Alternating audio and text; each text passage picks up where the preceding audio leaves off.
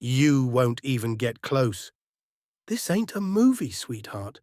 The words sliced through the desert air as the Navy SEAL laughed, tossing his cap on the ground beside his tripod. The other men joined in, some snickering behind scopes, others exchanging bets on how far she'd miss. All eyes were on the lone woman kneeling in the sand, brushing the dust off her custom-built rifle. She didn't say a word, didn't even flinch.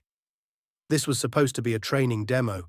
Elite shooters from across the branches gathered for a long-range competition in Nevada. But when they found out she was the final contestant, it turned into a circus. The only woman, the youngest, the rookie, and the one with zero combat experience. The target? A steel plate barely the size of a license plate, 3,870 meters away. That's over 2 miles, one Marine scoffed. No wind meter, no spotter. This'll be fun. On her first shot, she missed. So did the second. The round skipped in the dirt, hundreds of meters short. The SEAL chuckled and leaned back in his chair, arms folded. Told you. Tourist with a scope. But on her third shot, something shifted.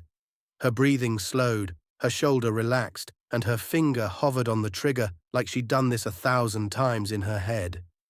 Shot 4 clipped a bush near the target. Shot 5 hit a rock, too far right. By shot 9, the snickering stopped, and by 13, they were dead silent. That's when it hit. A distant ping, sharp and unmistakable. The steel target wobbled. Every scope confirmed it. No one moved. She slowly stood up, brushed the sand off her knees and whispered, "That'll do."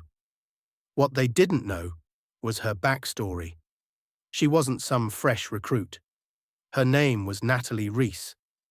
And long before she stepped on that range, she'd spent 6 years in a windowless basement in North Dakota, engineering sniper optics for DARPA. She designed scopes so precise they could read a license plate in the fog. But no one ever let her pull the trigger. "You're the brains, not the hands," they told her. So every night she practiced, alone, virtual ballistics, wind drift calculations, muscle memory drills. On weekends, she'd drive 6 hours just to shoot scrap metal in the desert with her father's old rifle. And after years of being ignored, she finally applied to the elite marksman demo, not to prove something to them, but to herself. Back on the range, the SEAL stood up, dumbfounded. That was luck. She looked him dead in the eyes. Luck doesn't hit steel at 3,870 meters. The silence turned to murmurs. The murmurs turned to applause. Even the commander walked over, shaking his head with a smile.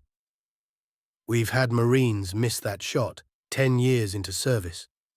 You just made history, but Natalie didn't care about records." She walked past them, rifle slung over her shoulder, eyes steady. She wasn't angry, she wasn't gloating, she was calm, like someone who had nothing to prove anymore. Later that evening, the footage went viral.